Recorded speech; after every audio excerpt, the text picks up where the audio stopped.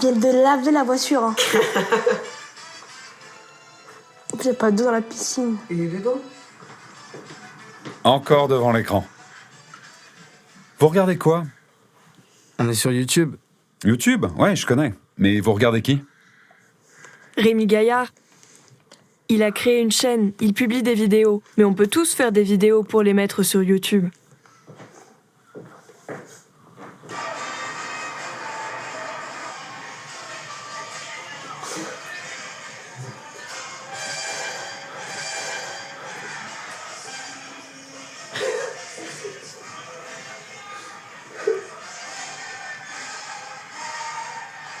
Il n'y a pas autre chose? Si, il y a plein de trucs. Ah ouais? Bienvenue sur la chaîne de Nota Bene, la chaîne de l'histoire avec un grand H. Bonjour internautes. Bonjour internautes. Bonjour internautes. Aujourd'hui, je suis à Van Vienne. Il n'y a pas des filles ou des femmes qui font des vidéos sur YouTube? Si, il y en a. Il y en a, bien sûr. Fais voir. Je vais te montrer. Aujourd'hui, je voudrais vous faire prendre le bon air frais de la campagne en vous emmenant chez ma mère et mon beau-père. Alors, dans ma maison de campagne, il y a ma mère. Elle s'appelle Ursula. Non, pas 3615 Ula, non. Ouais, c'est du mot ça? Ouais. Oui, oui. Cette sympathique petite Regarde s'il y a des sous-titres. Non, il y en a pas. Ah non, il n'y en a pas. Voici la rivière et Abbeville la rivière. Et tu arrives à suivre? Non, pas tout. Ah oui. Ah la vache, je me suis coupé le doigt, maman. Sinon, il y a un chien. C'est bête. Zélio, c'est le seul à rigoler là. Ouais. Au fait, tu as déjà vu des sourds qui publient des vidéos sur YouTube, qui ont une chaîne? On regarde? Ah ouais, il y en a. Ouais, voilà un sourd. On la regarde? Il a l'air drôle. Ouais. Ouvre, voir.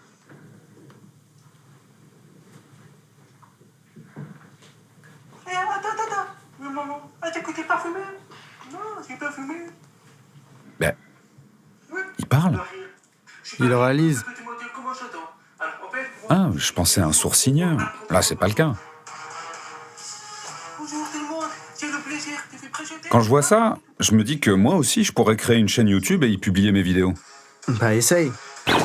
Hello! Je suis Défi95. Et je vais vous présenter un nouveau... Non, vous m'avez coupé, là.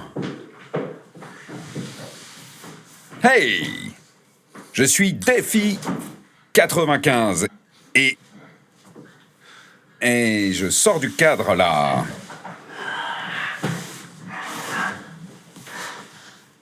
Hello! Je suis Défi95. Et là, je vais vous présenter un truc. Je le sens pas, là. C'est quand même compliqué de faire une vidéo. Gérer le cadre, trouver un style, avoir des idées, choisir un thème. Je suis pas bon, là. Je pense qu'il faut que j'aille discuter avec des youtubeurs sourds qui ont ces compétences, qui ont l'habitude de publier des vidéos sur YouTube, pour qu'ils m'aident à avancer. Ah, mais j'y pense. Pourquoi pas le sourd qu'on vient de voir, là, en vidéo? Il avait l'air assez original.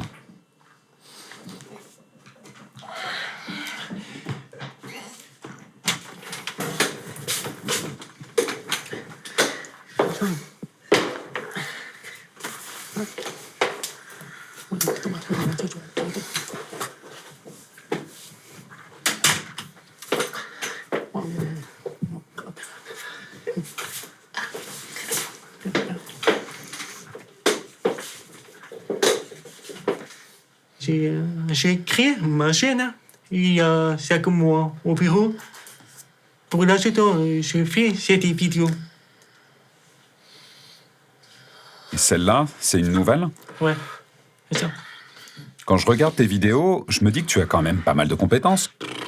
Tu joues la comédie, tu fais du montage, tu mets des effets, tu fais de l'infographie, des sous-titres. Ça t'est venu comment, tout ça? Avant de réaliser une vidéo, je commence par écrire mon scénario. Je m'entraîne à parler, voilà, tout ça. Et après, il faut savoir les techniques pour faire un montage. Donc, je suis allé voir sur Internet pour connaître les techniques. Et aussi, je m'inspire d'autres vidéos. Et après, moi, je l'ai fait tout seul pour réaliser Et aussi, je suis dans la comédie, j'aime beaucoup. C'est presque impossible de vivre sur la télé, ni les films, ni YouTube. Hein? Parce que t'attaques avec moi. Mais non, moi je suis capable de vivre les choses. Je suis pas indispensable. D'accord, pas toi, ok? Mais je porte la majorité. Hein? Alors que c'est tout ça qui est. Sors d'ici. J'ai vu pas mal de vidéos sous-titrées. Et toi, ton sous-titrage, je le trouve particulièrement réussi. Comment tu fais? Il y a quelques vidéos avec des sous-titres automatiques, c'est n'importe quoi. C'est pour ça que je suis obligé de mettre des sous-titres. C'est moi qui ai fait. Côté acteur des histoires sur des vidéos. Ah non, je n'ai pas pareil. Moi, je partage mon expérience. Ah ouais. Et je peux vous dire comment on a fait ça que je suis en retard. Mais pour ajouter des sous-titres, il faut utiliser le logiciel intégré sur YouTube. Et j'ai mis un film avec moi ce soir en cinéma. Tu as compris ce qu'il a dit? Un peu. La manière dont parlent les sourds, tu as décidé de la montrer dans les sous-titres, en les écorchant, avec des erreurs. Donc, tu assumes l'autodérision. Oui, c'est vrai que je me moque moi-même. Parce que, en vérité, que j'ai vécu avec mes attendants. Parfois, quand je parle, et mes amis rigolent un peu, je te dis pourquoi vous rigolez. Parce que c'est marrant comment tu parles. Ah bon, c'est drôle quand même. Donc c'est pour ça que j'utilise un peu ma humour. D'après ce que je vois, ton parcours de vie n'a pas dû être toujours évident. Tu as vécu des choses difficiles, l'intégration dans le milieu entendant, et donc une accumulation de frustration. Est-ce que finalement ces vidéos sur YouTube ne sont pas un exutoire pour toi? Quand j'ai fini mes études, non, j'ai décidé de me lancer sur YouTube pour expliquer comment j'ai vécu dans des situations difficiles pour aider la nouvelle génération, pour les enfants sourds. Donc après avoir réalisé des vidéos, ça m'a pris du bien. Ah oui, Thomas, il y aura un événement chez YouTube CPS. Alors, tu viens avec moi? Ouais, je suis curieux de voir ça, pourquoi pas. Je suis partant.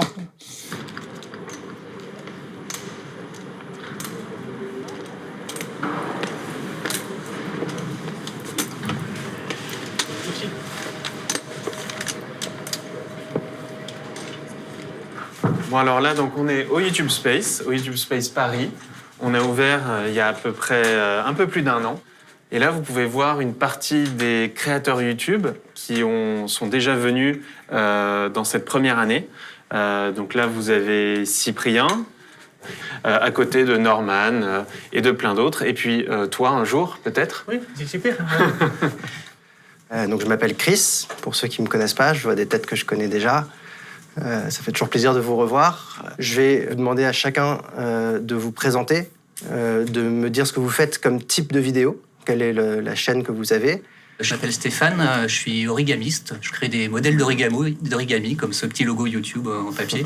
Et puis je fais des tutos pour montrer comment les plier sur ma chaîne Origami Plus. Et je filme avec un téléphone portable. Très bien. Alors, bonjour tout le monde. Et je m'appelle Tapir et je suis un youtubeur sourd. Et j'ai créé ma chaîne il y a 5 mois environ. Et mon objectif est de faire découvrir le monde des sourds en s'entendant avec humour. Et puis t'es un calasse. Moi? Non, je suis pas un lâche. Bonjour tout le monde, c'est le plaisir de vous présenter ma toute première vidéo. Alors, du coup, déjà, montage, c'est bien, c'est dynamique. On en est à 40 secondes et on les a pas vraiment vus passer. Donc c'est très bien.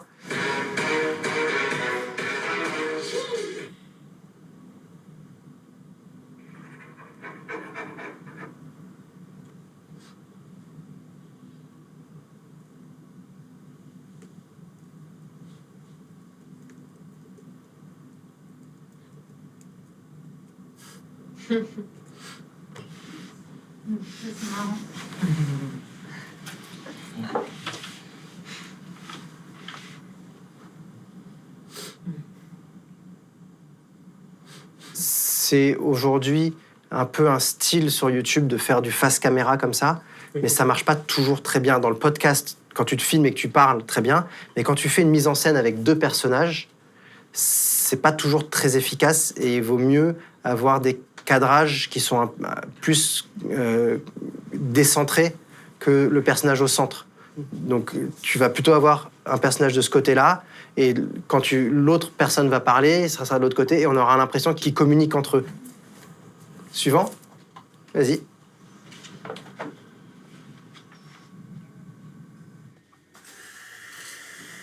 Là, les gens participent à un workshop, après quoi ils vont suivre diverses formations.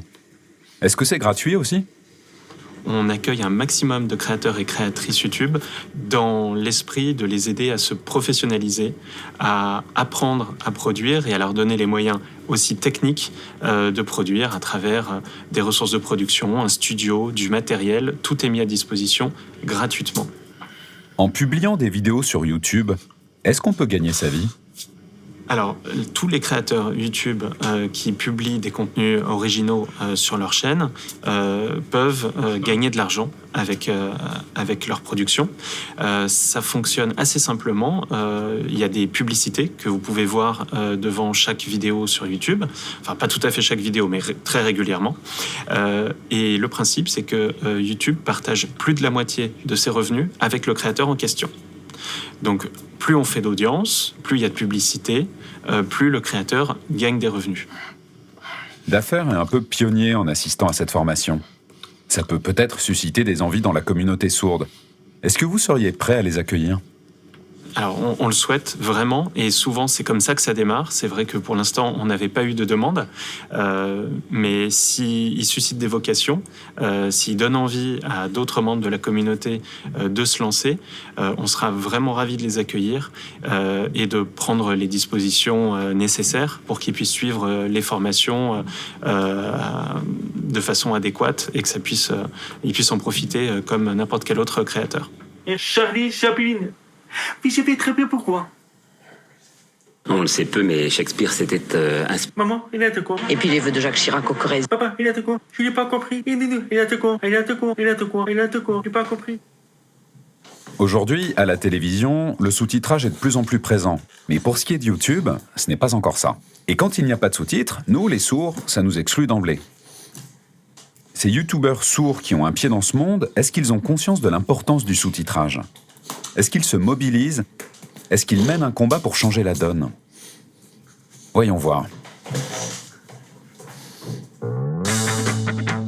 Ce qu'il faut savoir qu'en général, les sourds ont besoin de lire les sous-titres, que ce soit à la télé, au cinéma, des vidéos YouTube, des vidéos Internet, n'importe où. Donc, s'il vous plaît, comme vous êtes toutes là à regarder ma vidéo actuellement, est-ce que vous pouvez la partager, mais la diffuser au maximum afin que les grands youtubeurs puissent voir ça, peut-être t'en apercevoir qu'en fait il faut mettre des sous-titres dans la vidéo, que ce soit accessible à tout le monde.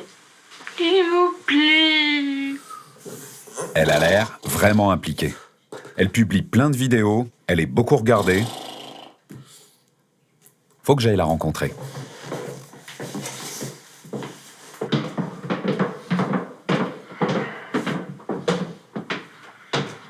C'est là. Voilà, c'était ma chambre. Ouais, je la reconnais. Je l'ai vue dans les vidéos que tu mets sur YouTube. C'est ça. Tu travailles ici, le montage, le tournage. Tu fais tout ici dans cet espace. Oui, tout. Je t'explique en fait. J'ai des chaînes sur YouTube. Pour la première, je mets à fond. Ah, d'accord. Et pour la deuxième, je me filme assise sur mon lit. Ok. Un qu'on dit l'orgue dessine, il ne dit pas l'orgage dessine. Donc tu as 2 chaînes. L'une s'appelle Mélanie Def et l'autre c'est... Signe de main. Celle-ci, je me place là. D'accord. Voilà, donc je me filme là parce que comme je m'exprime à langue des signes, c'est important d'avoir un fond sombre pour que mes mains se détachent mieux.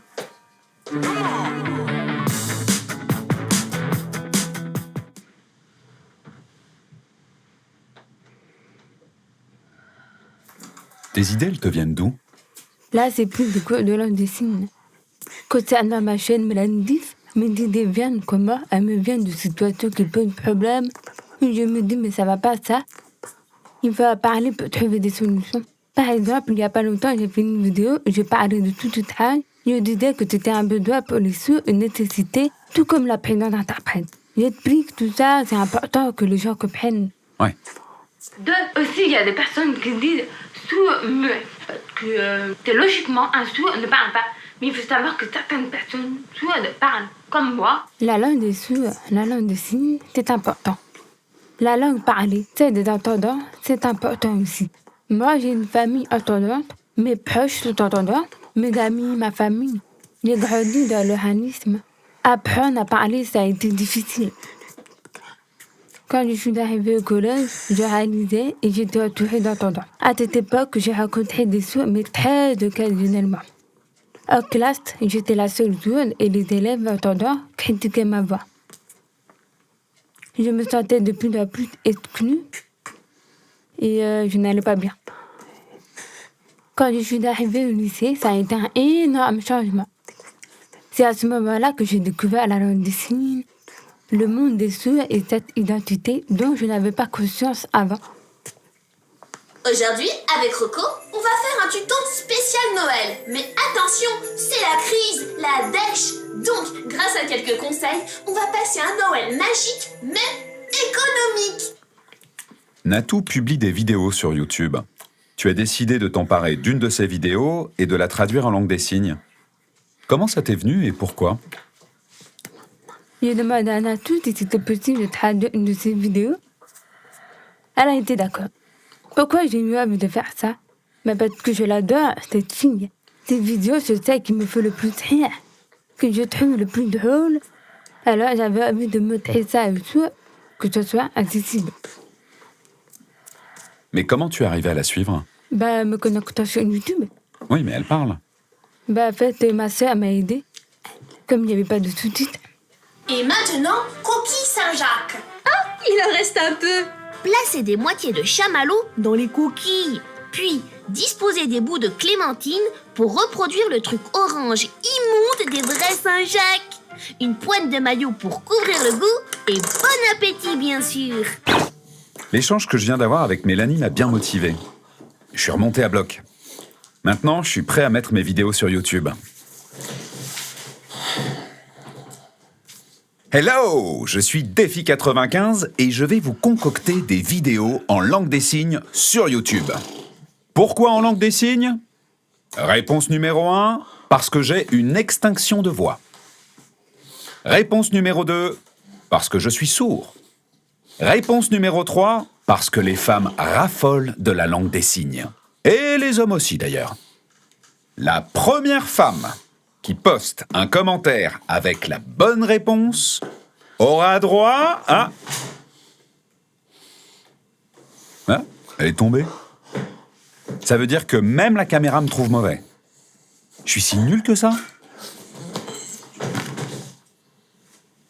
C'est trop compliqué.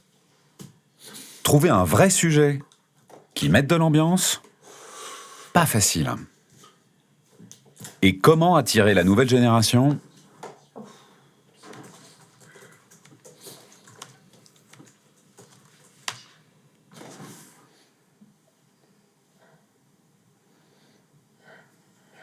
Ah, enfin! Voilà ce qu'il me faut. Un youtubeur signeur. Lucas. Bonjour. Bonjour. Lucas, content de te rencontrer. Moi aussi, bienvenue. On s'assoit? Ouais. Pourquoi tu as choisi YouTube pour t'exprimer et poster tes vidéos? Il y a quelque temps, j'ai vu que YouTube proposait une fonctionnalité qui permettait de créer des sous-titres. Pour les sourds, c'est parfait. J'avais aussi remarqué qu'il y avait peu de youtubeurs sourds. Et j'avais envie que les sourds soient présents sur ce site. Et en profiter pour faire de la sensibilisation auprès du public entendant qui ne connaît pas la surdité.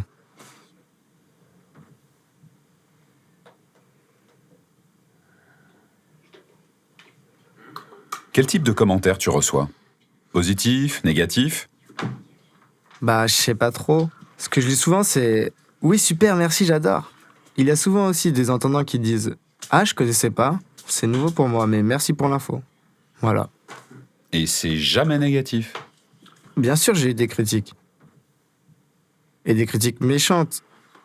Et parfois des critiques pas méchantes, mais plutôt des gens qui n'étaient pas d'accord avec ce que je faisais. Ça, je respecte. Et j'ai reçu aussi des critiques violentes. C'est arrivé. Quelle critique, par exemple? Par exemple, sur le fait que je sois implanté. Ce qui revient plus souvent, c'est des critiques sur le fait que j'oralise parfois sur mes vidéos. Certains ne sont pas d'accord. Ils voudraient que je sois en langue des signes. Oui, mais moi, je veux montrer que je suis bilingue. C'est difficile de contenter tout le monde. Et ce que je veux dire, c'est que dans la communauté des sourds, on n'est pas tous semblables. C'est pour ça que j'ai envie de montrer qu'on est différents, tout en étant pareil. C'est ça, la communauté.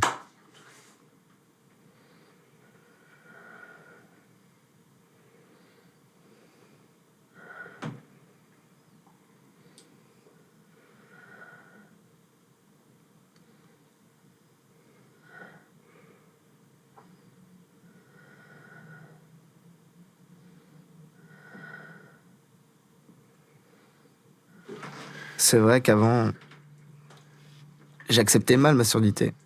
J'étais en rejet des personnes sourdes. C'était une erreur de ma part. C'était comme ça. C'était la crise d'adolescence. Puis j'ai essayé d'avancer. J'ai appris de ça. Et quand je vois les erreurs que j'ai faites, j'ai envie d'en parler, d'apporter mon témoignage. Je m'adresse aux jeunes sourds qui acceptent mal leur surdité. J'ai envie de leur expliquer que c'était une erreur, que c'est mauvais. Enfin, mauvais, je sais pas si c'est le bon terme. C'est en tout cas une mauvaise expérience à vivre. C'est pour ça que j'ai envie que ces jeunes ne commettent pas les mêmes erreurs que moi, qu'ils avancent plus facilement que moi. Tu partages ton expérience. Oui, c'est ça, je leur apporte mon témoignage. D'accord.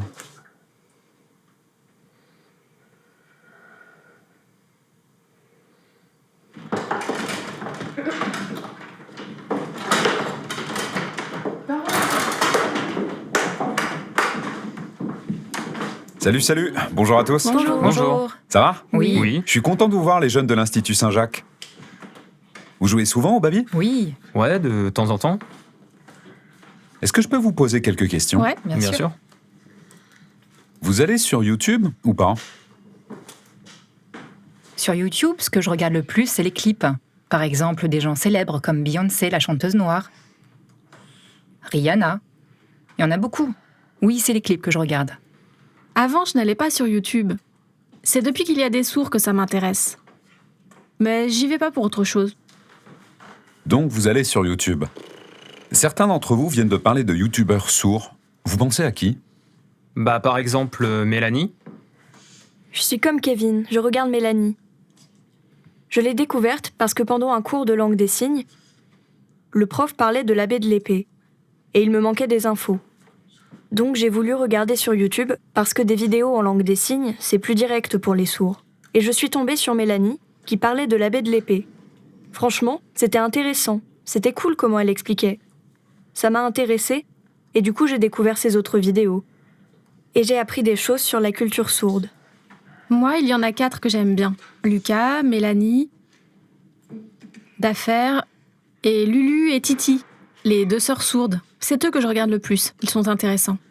Moi, j'aime beaucoup Lucas. Son humour me correspond bien. Souvent, les youtubeurs, ils cherchent à être parfaits, de bons modèles. Alors que lui, non, il est à la cool, il n'y a pas d'hypocrisie. Je me retrouve vraiment bien en lui. Et ce qu'il raconte, c'est exactement ce que je vis au quotidien. J'ai plein d'affinités avec lui. Les entendants, ils abordent plein de sujets différents, alors que je remarque que les youtubeurs sourds, ils parlent souvent de la communauté des sourds. Ils pourraient parler d'autre chose. Ils pourraient ouvrir sur d'autres thèmes, ça serait intéressant. Par exemple, que les sourds commentent des films ou autre chose. C'est bien de parler de la communauté des sourds pour sensibiliser les entendants. Mais moi, je voudrais que ça soit plus ouvert, qu'ils abordent des thèmes plus variés. J'ai une idée. Les 3 youtubeurs les plus productifs, Mélanie, Lucas et Dafer, vous auriez envie qu'ils fassent une vidéo, tous les 3, ensemble, et qu'ils nous la présentent? Ouais, ce serait intéressant un jour de les retrouver tous les 3 ensemble.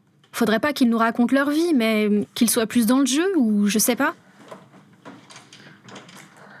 Salut!